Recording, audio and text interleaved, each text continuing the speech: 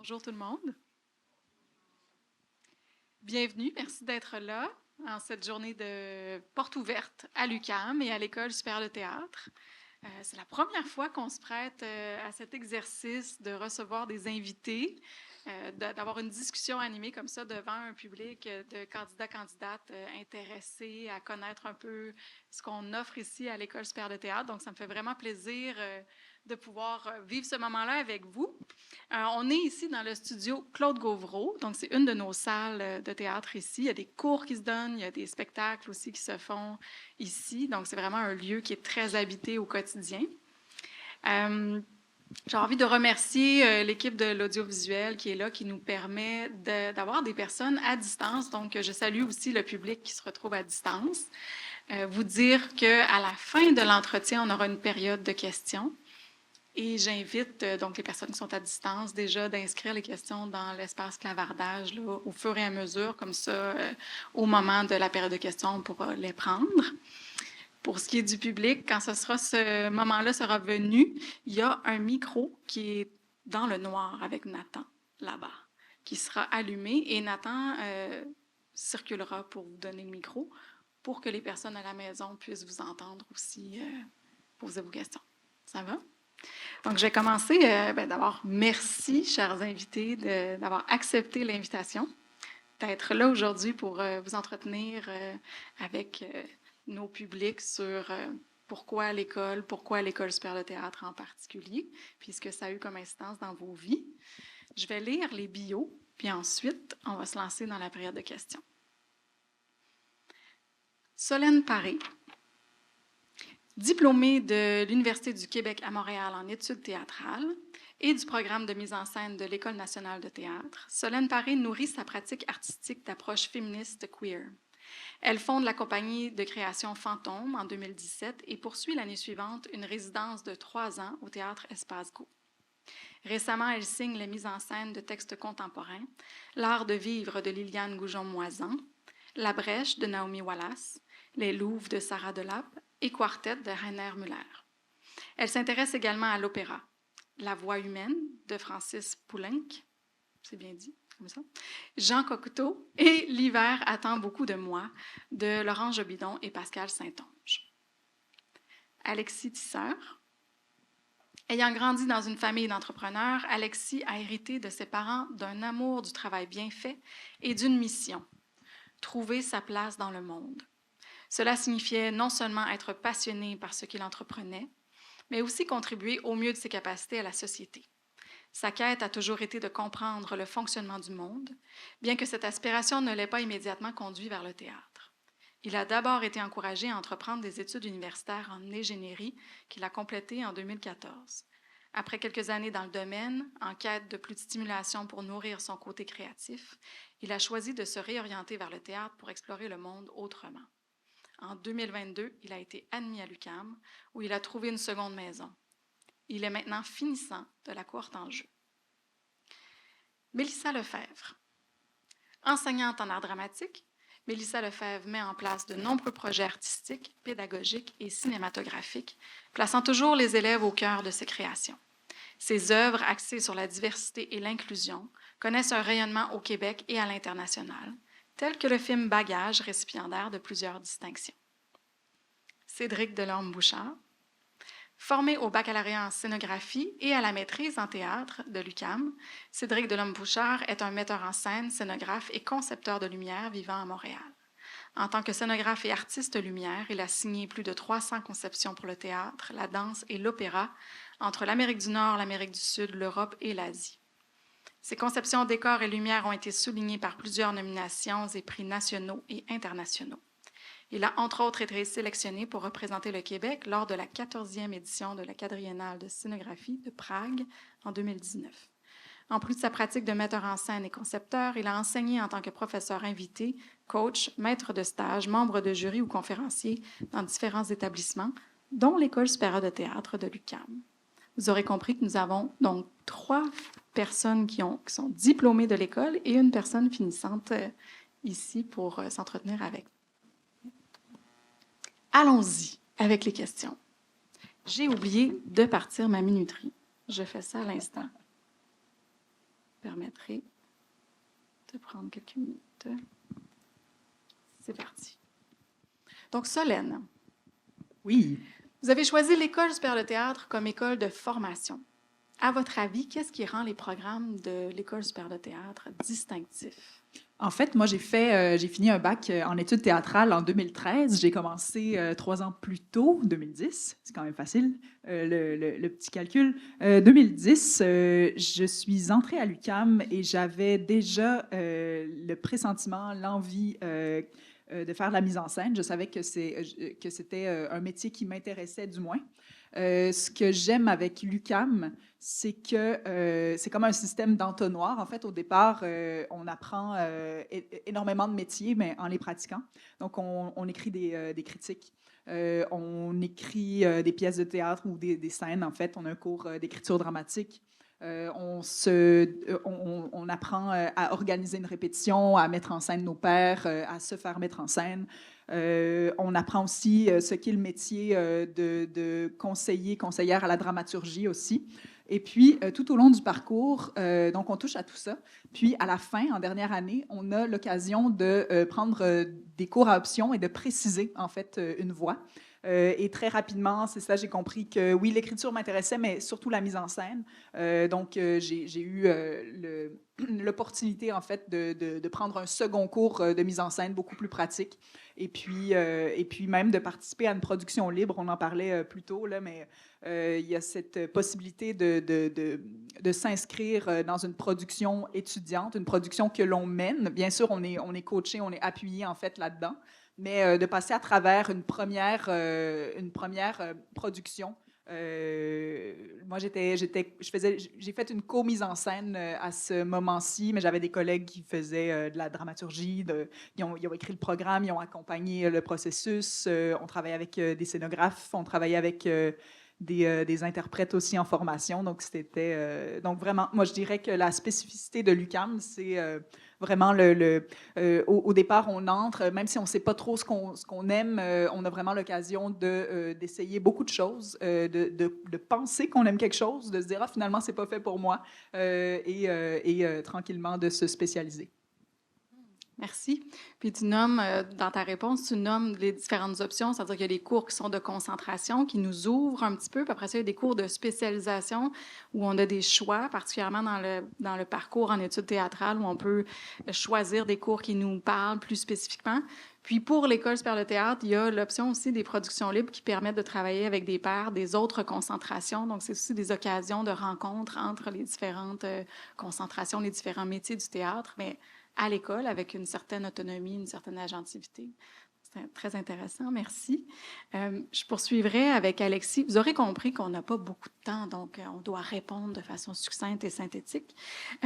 Alexis, avant d'entreprendre votre projet d'études en théâtre, quelle a été l'étincelle ou l'élément déclencheur qui vous a attiré vers les arts vivants? Oui, moi, c'est ça, j'ai eu un parcours particulier, on en parlait avant. J'ai été bien perdu. J'ai fait, avant de faire du théâtre, de l'ingénierie. J'ai ouvert un resto, j'ai travaillé en radio-télé. Mais je pense que ce qui était central à tout ça, c'était cette envie-là de créer, puis de justement comprendre le monde. Puis là, il y a plein de façons de faire ça, puis ça sonne comme vraiment grandiose, mais en vérité, c'est juste parce que je comprenais rien. Fait que, ouais, puis après ce parcours-là en ingénierie, je voyais qu'il me manquait profondément. Il manquait quelque chose qui venait me chercher là, au plus profond de moi, tu sais, qui était. Je m'identifiais pas, en tout cas, au monde dans lequel j'étais. Puis j'avais besoin de m'identifier plus à ce monde-là. Fait que je me suis redirigé vers le théâtre. Puis le parcours, pour tous ceux qui sont là par Zoom et dans la salle, vous le savez, il est compliqué, il est quand même long. Puis il coûte relativement cher. Fait que c'était quelque chose qui me faisait peur aussi. Tu sais, j'étais beaucoup habité par la peur puis le doute. Puis je pense que ça a pris du temps avant d'éliminer, ou pas d'éliminer, mais de contrôler cette peur-là, ou en tout cas de la comprendre elle aussi.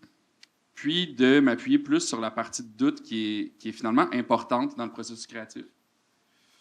Puis voilà, je me suis lancé dans les auditions de théâtre, puis je suis rentré en jeu ici après. Fait que l'étincelle, je dirais, ça, je sais pas si c'est le bon mot, tu sais, ça a peut-être pas été une étincelle. Je pense que ça faisait longtemps que je le sentais en moi, mais de répondre à cet appel-là, c'est pas quelque chose pour moi, en tout cas, qui s'est fait de façon succincte. Ça n'a pas été comme une illumination. Là. Oui, il y a des pièces de théâtre que j'ai été voir, puis j'étais comme, oh mon Dieu, c'est ça qu'il faut que je fasse, mais ça n'a jamais été comme, je lâche tout du jour au lendemain, puis je m'en vais faire ça. Puis je pense que c'est important d'en parler parce qu'il faut accepter ça aussi, que c'est pas tout le temps un étincelle, puis un appel, puis c'est pas tout le temps des gens qui veulent faire ça depuis qu'ils ont 5 ans, puis qui ont été à Paul Gérin-Lajoie faire du théâtre. Tu sais, c'est pas tout le temps ces gens-là. Puis c'est correct que ce soit pas tout le temps ces gens-là. L'UQAM, je pense que c'est une bonne place aussi pour prendre les gens par la main puis faire « Viens, on va rentrer dans ce monde-là qui est complexe et vaste et un peu opaque des fois. » Fait quoi? Moi, ça a été pas nécessairement une étincelle, mais plutôt un long déboulement dans la vie. Merci. C'est intéressant. C'est le fun aussi de voir que les parcours peuvent être atypiques et que c'est une richesse aussi quand on a vécu autre chose, quand on a d'autres intérêts, puis on amène ça à la salle de classe, on amène ça à la création. Donc, je pense qu'Alexis, ça lui a permis aussi tu pourras peut-être en reparler plus tard, mais ça t'amène aussi à avoir une agentivité dans tes études, puis à faire des propositions. Ton côté entrepreneurial transparaît. Tu as notamment mis en place des activités, les essais. Les cabarets d'essai. Cabarets d'essai. Donc, qui sont des créations, des soirées de création pour les étudiants ici à l'école. Je poursuis avec Mélissa.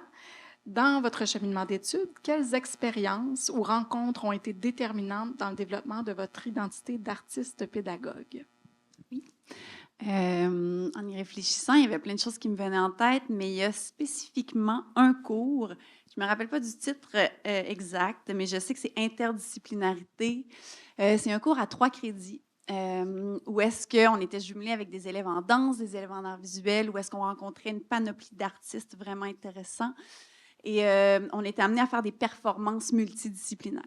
Et là, j'ai vraiment eu une étincelle pour ce cours-là, parce que ça a teinté ma pratique d'enseignante. Donc, je jumelle maintenant différentes formes d'art à l'art dramatique et je fais des projets où est-ce que, peu importe, que ce soit avec de la danse, avec de l'art numérique, avec de la musique, chacun de mes projets maintenant est teinté par ce cours-là où est-ce que j'ai vraiment un appel, ça m'a ouvert les yeux à quelque chose qui me parlait beaucoup, en fait. Merci, Mélissa.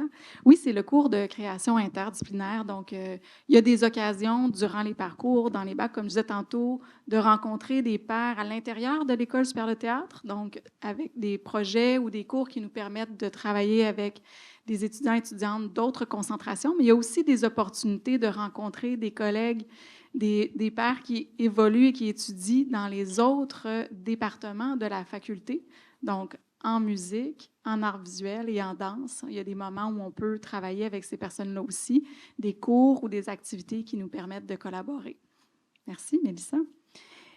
Et je termine cette première petite série de questions avec Cédric. De quelle manière votre passage à l'École supérieure de théâtre se reflète encore au sein de votre pratique aujourd'hui? Disons, ma formation à l'École supérieure de théâtre, vraiment, ça se reflète complètement dans ma pratique. Déjà bon, on parlait un peu des parcours tout à l'heure, mais je fais principalement de la conception décor, conception lumière, de la mise en scène aussi.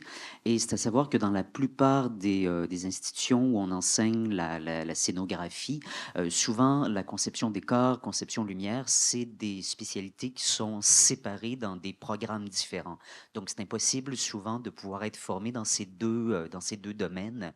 Et c'est vraiment une des spécificités de ma pratique, c'est de travailler l'espace, donc la scénographie, que ce soit le décor ou la lumière, comme un seul objet sur les créations dont je signe la conception, autant au théâtre, à l'opéra, en danse. Ça, c'est vraiment quelque chose que j'ai eu la chance ici à l'UQAM de pouvoir développer parce que, un peu comme on disait tout à l'heure, en première année dans le programme de scénographie, on touche à tous les domaines de conception. Et même en deuxième année, on va approfondir, mais que ce soit les costumes, les accessoires, la conception lumière, la vidéo, aussi des cours théoriques de dramaturgie, d'histoire de l'art. Donc tout ça fait une base très solide pour après pouvoir approfondir les éléments, les matières qui nous intéressent particulièrement. Et je dirais que mon parcours aussi de metteur en scène, disons, le type d'œuvre que je mets en scène, même si j'appelle ça du théâtre, c'est souvent des œuvres où le langage plastique, le langage visuel est extrêmement important. Les textes sur lesquels je travaille, parfois je les écris ou la commande du texte est passée à une autrice au même moment que la scénographie se dessine.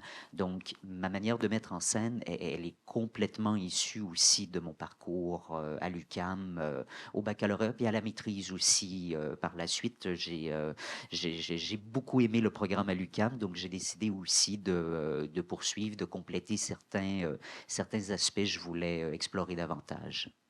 Et peut-être que j'en profiterai, puisque le temps nous le permet. Qu'est-ce que la maîtrise a amené de plus pour toi dans ton parcours d'études? La maîtrise, c'est on travaille sur une problématique de recherche qui est personnelle. C'est pas un cursus de cours de manière magistrale où on se fait enseigner des éléments très précis. L'idée, c'est que les étudiants qui arrivent à la maîtrise vont développer leur projet de recherche, qui pour le mien était en fait ma première mise en scène. Je l'ai fait ici à l'UQAM, ma première mise en scène, et c'était un objet scénique très particulier, sans texte, centré sur le travail du corps, de la lumière, de l'espace, d'utiliser la lumière et l'espace comme vraiment langage de base au lieu des mots. Et ben, ce premier essai scénique, par la suite, a été programmé à l'usine C, où je suis rentré comme artiste en résidence par la suite. Et mon parcours de mise en scène est vraiment né à l'intérieur de l'UQAM. Wow, merci. C'est tellement passionnant. Je pense que je pose la même question à Solène. Donc, de quelle manière votre passage à l'EST, École supérieure de théâtre, se reflète encore au sein de votre pratique? Oui, j'en retire beaucoup de ce passage à l'École supérieure de théâtre. Entre autres, en fait, c'est vraiment à l'UQAM que j'ai enrichi ma connaissance générale, non seulement bien sûr du théâtre québécois, de ce qui se fait, de ce qui s'est fait au théâtre ici, mais aussi à l'étranger, à l'international. On voit énormément de captations, on voit énormément de spectacles aussi de théâtre. On est invité dans des théâtres pour voir des générales et tout ça. Donc, on en discute aussi. On a des collègues qui s'intéressent à l'art. On n'a jamais autant parlé de théâtre, disséqué un geste sur une scène et tout ça. Donc, c'est sûr que ce que ça amène, ça amène une certaine aisance, ça amène ça aiguise l'esprit critique, puis aussi, c'est toujours bien, en fait, comme créateur ou créatrice, de savoir quand on brise les règles, quand on les brise, en fait. Donc, de savoir un peu c'est quoi les conventions au théâtral, en fait, puis de savoir justement comment s'en jouer. Et c'est aussi, l'inverse est réel et vrai aussi, donc c'est toujours intéressant de savoir que même quand on a l'impression qu'on est le premier ou la première à avoir fait quelque chose, c'est pas toujours le cas.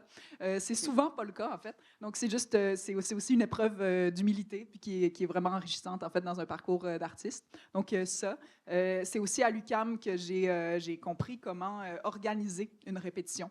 Comme metteur en scène aujourd'hui, en fait, en sortant de l'UQAM, quand j'avais devant moi une plage de 3 heures de répétition avec des comédiens professionnels, c'est là, mon Dieu, 3 heures, c'est long, tu sais. Mais c'est vraiment à l'UQAM, je me référais à un cours de mise en scène, je vais la nommer avec Angela Conrad, qui vraiment nous aidait à structurer une répétition, à savoir comment même on aborde un projet, comment on invite la personne devant nous à vouloir, à aimer le projet, puis à avoir envie de se lever, puis de s'engager, en fait, avec soi. Donc c'est ça, comment structurer une répétition. Donc, le programme études théâtrales est aussi quand même une bonne partie pratique. Et je dirais aussi la précision du vocabulaire. Puis ça, j'ai vraiment appris ça à l'UQAM. C'est vraiment important, du moins pour la mise en scène, mais je pense que pour tous les domaines du théâtre, de savoir l'importance de bien choisir ses mots, parce que, ouais, c'est comme ça c'est la seule chose qui peut vraiment créer des ponts avec l'autre, puis on peut s'accorder, s'outiller ensemble, choisir des mots, puis créer des univers avec ces mots-là, en fait. Voilà. Je m'arrête. Merci. Mélissa, je lance la même question. Donc, comment est-ce que ton passage à l'École supérieure de théâtre se reflète dans ta pratique? Je ne sais pas s'il y a il y en a parmi vous qui souhaitent être en enseignement de l'art dramatique. Si oui, je peux vous dire que vous allez avoir un coffre à outils extrêmement riche pour votre pratique. Et en quoi il se reflète, mon passage se reflète encore aujourd'hui? Il se reflète à tous les jours, presque, dans le sens que ce coffre à outils-là m'a outillé pour enseigner tellement d'aspects de l'art dramatique du théâtre, que ce soit le théâtre d'ombre, la marionnette, le jeu corporel, le jeu masqué, le clown, bref, tellement la scénographie, les éclairages. Donc, dans ma bibliothèque, chez moi, j'ai un petit coin de mon passage à l'UQAM, en fait, et je m'y réfère à chaque année, que ce soit pour des notes de cours, pour des travaux que j'ai faits, pour des documents qu'on m'a remis, pour des choix de textes. Ça a été tellement, tellement riche que c'est ça. Ça m'habite encore, ça l'outille ma pratique encore aujourd'hui, après 16 ans, 16 ou 17 ans, je ne sais plus. Oui, ça a été vraiment précieux. Merci beaucoup. On a un petit peu de temps, fait que avant de te poser la dernière question, Alexis, je te demanderais de nous parler un peu de ce que tu vis au quotidien comme étudiant actuel finissant et, entre autres, des cabarets d'essai, la place que les étudiants ont pour innover dans leur parcours, peut-être? L'enfer, sortez-moi d'ici. Non, c'est faux. Comme étudiant finissant, donc, parce que, ouais, peut-être les gens ne le savent pas, mais le parcours dans les trois concentrations, pratiquement dans les trois concentrations, puis quatrième un peu moins, mais se termine avec les productions. Puis là, tantôt, on a parlé des productions libres, mais se retrouve en production dirigée les trois cohortes de jeux, d'études théâtrales et de scénographie, dans lesquels, là, on occupe des rôles beaucoup plus précis. Fait qu'il y a des gens qui vont se retrouver à la conception sonore, la conception d'éclairage, l'assistance à la mise en scène, la direction de production. Puis, nous, comme interprètes, bien évidemment, le seul rôle qui peut nous être attribué, c'est de jouer. Donc, la dernière année, c'est une année de jeu dans laquelle on joue 2 pièces de théâtre. Donc, on est assigné dans une des 2 pièces. Il y a 2 pièces par session. La cohorte est divisée en 2. Voilà, moi, je me retrouve avec Denis Marleau et je vais jouer Même si le monde meurt au Laboratoire Deux Mondes, donc au Théâtre Les Écuries, du 10 au 14 décembre, si ça vous tente. Et il y a 20 de rabais sur les billets en ce moment. Il faut En scanner plus. le code QR à l'extérieur. En plus, venez, ça va être fou. Puis c'est ça, donc on est dans ce processus-là, donc on travaille cette pièce-là avec Denis Marleau presque à temps plein. Après, on a quelques autres cours qui sont des cours à option. C'est ça qui est intéressant aussi à l'UQAM, on peut choisir des cours qui sont hors programme. Moi, j'ai pris un cours de gestion de production, donc j'ai eu la chance, à travers un projet, de partir ma compagnie de théâtre aussi l'été passé. Et puis, là, c'est un cours de gestion de production qui m'aide beaucoup à comprendre ce que j'ai fait de mal dans ma première production. Et puis, dans mes premiers dépôts de projet. Puis après c'est ça. Donc, on fait ça. Puis, comment? Je ne vais pas te couper. Non, tu nous parleras aussi coupe-moi. des cabarets d'essai. Pardon. Oui, des cabarets d'essai. Ben, c'est ça. Puis aussi, un des trucs qui était sous-jacent à l'UQAM, c'est que comme on est... il y a une partie de l'UQAM qui est bénéfique en même temps d'être peut-être un défaut de l'UQAM, c'est qu'on a un petit peu moins de temps en cours que certaines autres écoles, sauf que ça nous donne du temps pour partir des projets en dehors des cours. Donc, il y a vraiment de la place. Puis si vous êtes des gens motivés ou qui a le moindrement un peu de fibre d'entrepreneur en vous, puis que vous dites, moi, en sortant, je ne veux pas juste attendre que le téléphone sonne, puis je veux proposer des projets, bien, c'est une vraiment bonne école pour ça. Moi, j'avais parti justement dans l'optique d'essayer de jouer plus. On a parti avec, là, c'est Nathan en haut à la console qui aide aussi là-dedans. Il est où, là? Ah! Allô, excusez, c'est comme un écran noir, hein, les lumières. Mais voilà, donc on a parti les cabarets d'essai, qui est des cabarets mensuels. Donc, une fois par mois, ici, dans le J2020, l'école nous prête le local, nous aide en nous fournissant des gens à la technique, des gens à la conception, pour faire des cabarets ici. Donc, les gens peuvent déposer des projets et venir jouer entre 0 minutes et 15 minutes des essais théâtraux. Donc, soit des textes qu'ils ont écrits ou des textes desquels ils sont tombés amoureux. Il y a même eu des essais en scénographie, donc juste de son et de lumière. Avec, on avait mis la console sur scène. Il y a eu des essais en enseignement, évidemment, avec des exercices d'enseignement qui faisaient faire au public. Ça peut vraiment prendre toutes sortes de formes. Puis ça nous permettait, en fait, d'être complètement libre aussi à créer quelque chose. Les profs ont insisté pour ne pas faire partie du processus, ce qui est vraiment cool parce que ça voulait dire que tout d'un coup, on avait pleine liberté sur ce qu'on présentait ici. On ne se sentait jamais évalué, on ne se sentait pas dans une situation où on doit plaire à quelqu'un, on pouvait oser faire des choses un peu étranges ou, vraiment, je ne veux pas dire dépasser des limites, là, parce que ça peut vouloir dire trop d'affaires, mais sortir des sentiers battus, justement, briser les règles, on pouvait le faire dans un mode sécuritaire aussi. Je voyais Solène, Mélissa et Cédric hocher, opiner du bonnet quand tu nommais que c'est un espace aussi où il y a de la place pour innover, puis essayer, puis démarrer des projets. Est-ce qu'il y en a un de vous trois qui avait quelque chose en tête ou c'était juste, ça vous rappelle des souvenirs? Je pense que l'aspect création est très important. Évidemment, ce sont des programmes artistiques universitaires, donc on s'attend à créer, évidemment, mais ce n'est pas toujours dans une logique uniquement d'efficacité de production. Nous apprenons à concevoir des décors, nous apprenons à concevoir des lumières, nous apprenons à concevoir. Il y a aussi, les productions libres en font partie. C'est des projets qui sont initiés par les étudiants. Ceux-ci se retrouvent quand même dans un cadre de cours avec des crédits, mais c'est des projets qui sont initiés par les étudiants. Donc, la place de l'esprit critique, la place de la création pour les étudiants qui sont intéressés même à écrire leur propre texte, à tenter de monter un de leurs projets à eux dans la dernière année, c'est tout à fait possible. Et cet aspect-là, je dirais, il y a beaucoup il y a beaucoup de compagnies de théâtre qui naissent de finissants de l'UQAM. En effet, il y a cet aspect entrepreneuriat ou, je ne sais pas si c'est exactement le bon terme, mais d'artistes créateurs, du moins, oui, de proposer ses propres démarches. Merci.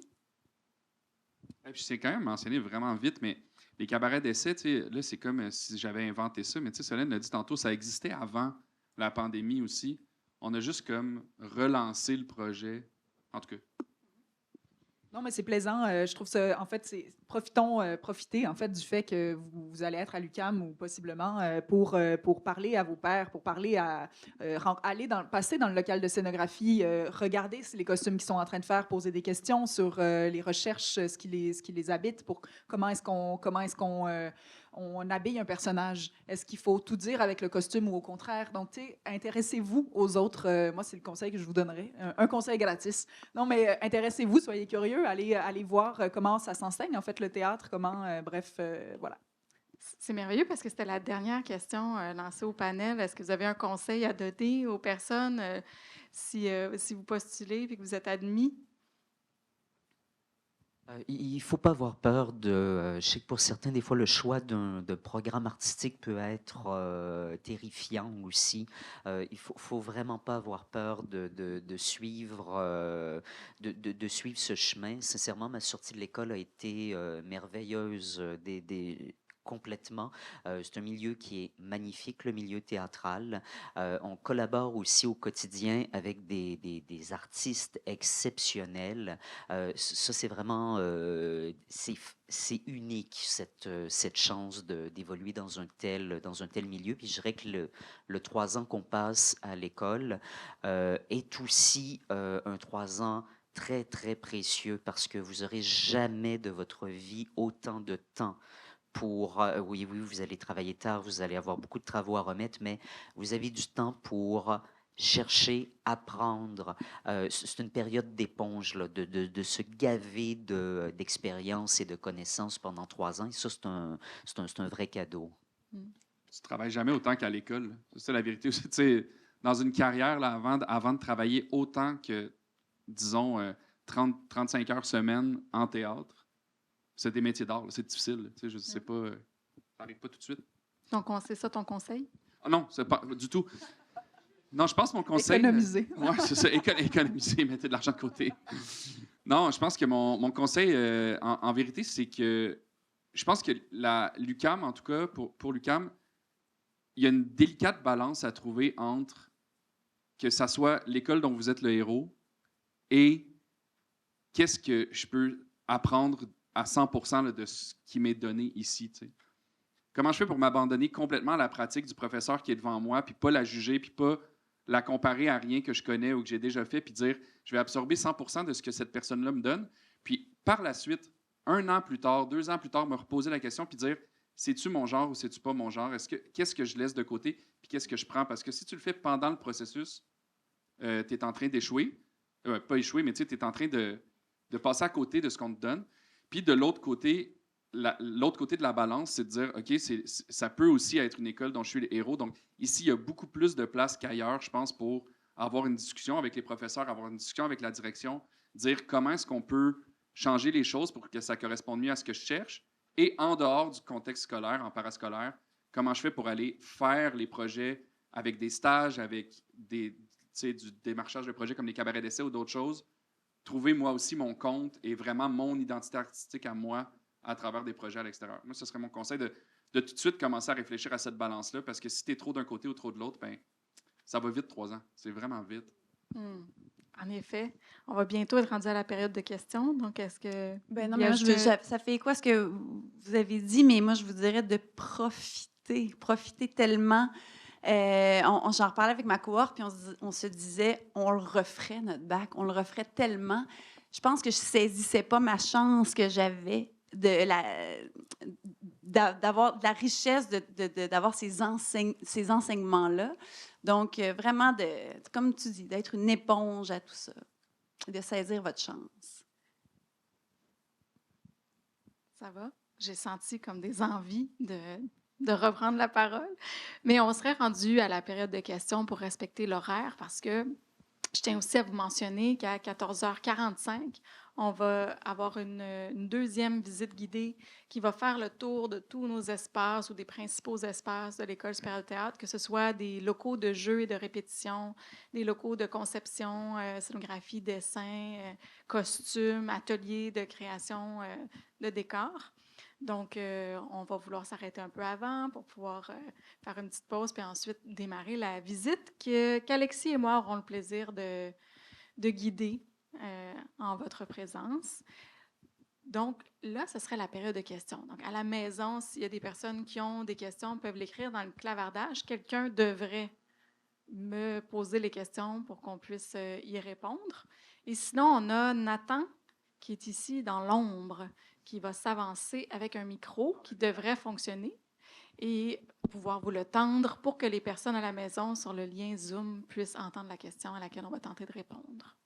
Est-ce que vous savez déjà dans quel, à main levée, est-ce que vous savez dans quel programme vous souhaitez être déjà à l'UQAM?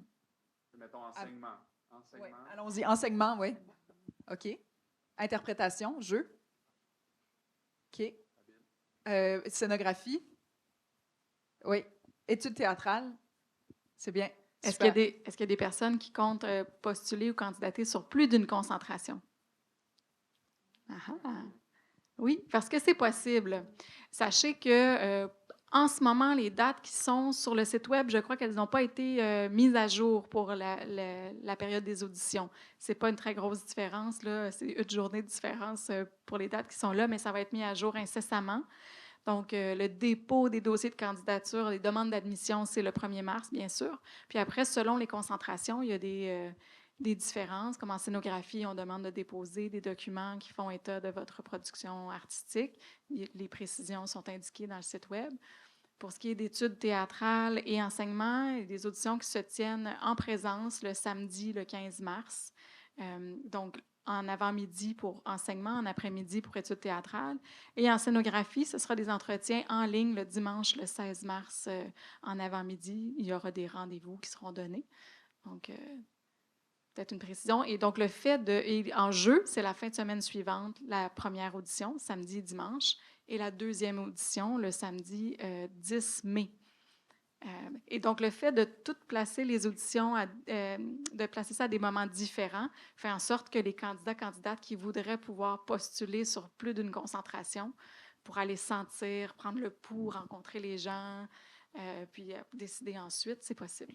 Mais moi, je Oui? parlerais quand Oui? même d'une chose que je juge importante. C'est une école de théâtre dans une université. Je ne sais pas pour vous, on dirait que je suis curieuse, peut-être juste d'avoir une conversation informelle là-dessus. Pour vous, comment vous l'avez reçu ça? Est-ce que vous étiez intimidé au départ? Est-ce que c'est quoi, quel genre de collègues on a spécifiquement dans une université? En fait, moi, c'est pour ça que j'ai choisi l'École supérieure de théâtre. Je tenais vraiment à suivre un programme universitaire, disons, dans ce que je sentais qui m'appelait de la scénographie, de la mise en scène. Ben, justement, mise en scène, ça demande beaucoup de connaissances générales et pas seulement des connaissances techniques. Puis quand on dit technique, je parle pas nécessairement de la technique sur scène, mais même de travailler avec des interprètes, de la direction d'acteurs. Il y a de la technique, il y a de la technique de prononciation, de projection. Il y a de la technique dans tous les axes du théâtre, mais il y a aussi la portion en réflexion. Et je sentais vraiment que dans le cursus des cours à l'UQAM, il y avait une bonne présence des cours d'histoire, de dramaturgie, des cours sur l'espace, mais qui sont pas seulement des cours de dessin de décor, mais qui sont vraiment des cours de réflexion autour de l'espace, la perception de l'espace, du travail de composition. Donc pour moi, c'était un des éléments majeurs. Je tenais à suivre ce programme. Je tenais à faire ma formation dans un cadre universitaire parce que la carrière que j'imaginais dans le milieu théâtral, c'était un rôle de créateur et j'avais l'impression que jongler avec des idées, avec des concepts est aussi important que de connaître physiquement le fonctionnement de la matière. Mais tu sais, quand, de ce point de vue-là, est tellement intéressant, puis c'est en jeu, tu sais, c'est sûr qu'il est différent. L'idée de choisir ton école, déjà, c'est un peu du luxe. Faut le comprendre. Là, il y a 350 personnes qui font leur audition. Il y en a 20 qui rentrent par école, 12 à des places. Tu sais, c'est du luxe de pouvoir choisir. Après, l'idée de le faire dans un contexte universitaire, en tout cas personnellement, c'est que je sais depuis le début de mon parcours que j'ai pas envie d'attendre qu'on me demande de jouer dans quelque chose pour y jouer. J'espère qu'on va me demander de jouer dans quelque chose et que je vais y jouer. Tout le monde espère ça. Mais la vérité, c'est que des gens qui graduent des écoles, un 20 ça va leur arriver, là, qui vont démarrer une carrière puis jouer toute leur vie à se faire appeler. Puis tout le monde veut être Sophie Cadieux, mais malheureusement, je ne suis pas Sophie Cadieux. Fait que je pense que moi, en tout cas, le parcours universitaire, pourquoi je le vois comme un avantage maintenant, c'est que c'est sûr qu'ici, à l'UQAM, en tout cas, il y a beaucoup de place et beaucoup d'incitatifs, et je dirais même, et beaucoup d'avantages à démarrer tes projets en sortant d'ici. Il y a beaucoup de cours de création, même en jeu, qui nous incitent à ne pas le traiter comme un cours, mais à le traiter comme une première étape de travail pour un projet qu'on va déposer à l'extérieur ou pour un projet qui pourrait continuer, qui nous demande d'impliquer des interprètes, mais aussi des gens en dehors des programmes d'interprétation, qui va nous demander d'impliquer des gens en scénographie, des gens en études théâtrales, des gens en enseignement. Puis ça, pour moi, c'est un grand avantage. Je sors avec beaucoup moins de crainte et beaucoup moins de doute que pour moi, il y a un après-école. Il y a déjà des projets qui sont déposés, il y a déjà des choses qui sont en cours qui vont peut-être voir le jour à la sortie. Puis ça, pour moi, c'est pas juste rassurant, c'est très réconfortant parce que je sens que j'ai plus de contrôle sur ma carrière que ce que j'aurais. Puis tu sais, c'est ça, quand tu fais ton Tu sors parcours... avec une gang aussi. Ben vraiment. Ouais. Mais ça a beaucoup de place, tu sais. Mais en tout cas, moi, c'est ça, je l'expliquais avant, tu sais, j'ai eu la chance ou la malchance, en tout cas, de faire d'autres écoles puis de voir à quoi ça ressemble. Ouais, peut-être. De voir à quoi ça ressemble à l'extérieur. Puis, veux pas, dans le parcours, tu finis par être ami avec des gens d'autres écoles. Puis, tu finis toujours par te comparer. Même si tu veux pas, tu dis toujours, ah, vous, c'est comment, nous, c'est comme ça, vous, c'est comme ça, ma maman. Tu sais, il y a une concentration vraiment forte sur la spécialisation dans d'autres écoles, de dire, OK, on va former juste des interprètes, des gens qui interprètent quelque chose qu'on leur donne. Mais je pense que dans le contexte actuel ou dans le contexte général, en fait, même depuis toujours, même si l'on en parle plus, d'être créateur, c'est important même si tu es juste interprète. Quelqu'un qui arrive avec la création dans une mise en scène, mais là, Solène, tu pourras peut-être mieux le dire que moi, mais quelqu'un qui arrive avec une force créatrice dans une mise en scène, c'est beaucoup plus intéressant que quelqu'un qui fait juste ce que tu lui demandes. T'sais. Puis ça, ici, c'est fortement encouragé de trouver aussi ton chemin, ta signature, puis tes choses, puis de ne pas juste exécuter ce qu'on te demande, mais de vraiment comme créer quelque chose, puis que ça se retrouve dans la pure interprétation ou dans la création. Je pense que c'est un gros avantage de l'UQAM. Mhm. Merci. Je vais juste vérifier s'il y a des questions qui ont émergé. Oui, on a une question.